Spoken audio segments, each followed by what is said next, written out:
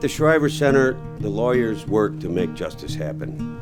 Our issues that we work on, our agenda, comes from communities. We have relationships with social workers, legal aid lawyers, clergy, teachers, community organizers, and many others who every day work with high volumes of people who have problems, who bring problems through the door. When those people encounter folks who they just can't help, and there's a problem that there's no remedy for, or there's no program or strategy in place to deal with it, or there is a program but there's no money available for it, those kinds of things are brick walls. They have to look the person in the eye and say, sorry, I can't help you, there's nothing we can do. To us, though, those aren't brick walls. It's the makings of a policy agenda. And the stories of those people running into the brick wall are the powerful anecdotes that help us sell the solutions that we develop.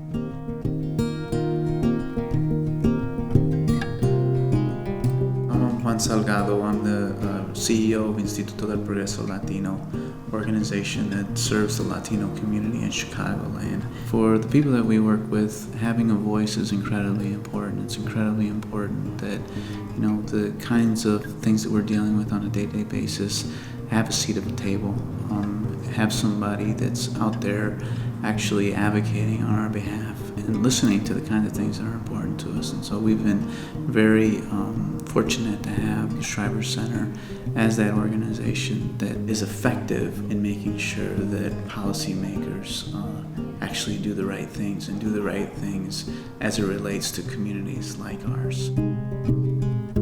My name is Selena Roldan, and I'm the Executive Director at Erie Neighborhood House.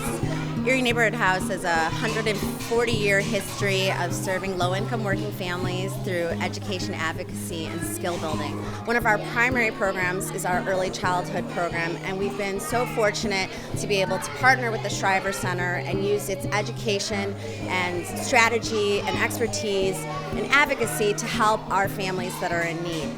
We know that early childhood is one of the major factors that impacts a child's later on success, and particularly for those that have less resources, early childhood becomes even more critical. At its most basic level, if parents can't receive childcare, then they can't go to work. And so that is why we are so grateful that the Shriver Center is doing the work that it's doing, and we look forward to our future partnership and collaborations. Sargent Shriver is a person I've known. I certainly know his family well.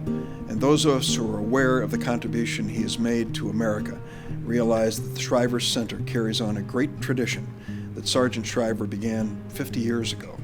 It's a tradition of really understanding what our democracy is about, where the poor and dispossessed have a voice. We know in Washington that the corridors are filled with lobbyists, well-paid people speaking for those who are very well off. But who is there to speak for those who have no wealth, no political clout? Time and again, the Shriver Center, on a local basis and a national basis, has been that voice to those who are about to lose their homes, those who have no jobs, those who are looking for justice in a system that may ignore them. When I take a look at the contributions made by the Shriver Center, I think about the current recession and all the unemployment, and the fact that President Obama said one thing we want to do is to try to give people a chance, particularly those in low-income categories, to find a job through TANF and other programs. It was the Shriver Center who stood up and accepted that challenge from President Obama and said, let us be the vehicle that will lead to jobs for those who are poor. My hat's off to the Sargent Shriver Center, but also to the many people who have a voice in America to make this a stronger democracy, because the Shriver Center is there as their advocate, as their partner, and as their inspiration. As lawyers, we can engage in litigation to force the issue, and we don't shrink from that when it's necessary and useful.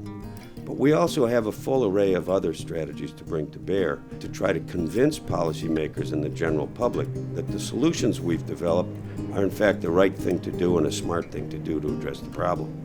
We have accomplishments in child support, child care, welfare reform, workforce development, civil rights, protection for victims of violence, asset building, and other areas. Thanks to you and your support, we are advancing justice and opportunity in these ways.